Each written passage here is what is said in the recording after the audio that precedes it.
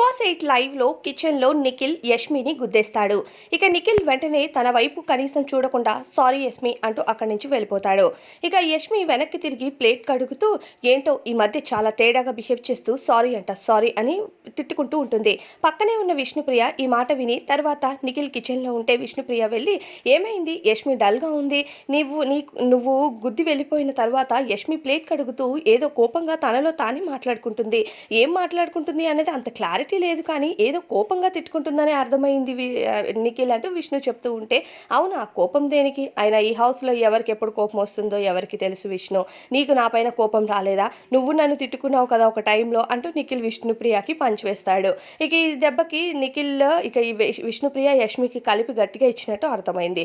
ఇక యష్మిని గుద్ది సారీ చెప్పి చూసి చూడనట్టు వెళ్ళిపోతాడు. ఇక విష్ణుప్రియ ఎప్పుడైతే యష్మి కోసం వచ్చి చెప్తుందో ఈ హౌస్లో మనం ఎవరి కోసం ఆలోచించాల్సిన అవసరం లేదు, ఎవరి స్ట్రాటజీస్ వాళ్ళకు ఉంటాయి అంటూ నిఖిల్ లైట్ తీసుకున్నాడు. మరి దీనిపై అభిప్రాయం కామెంట్స్ చెప్పండి.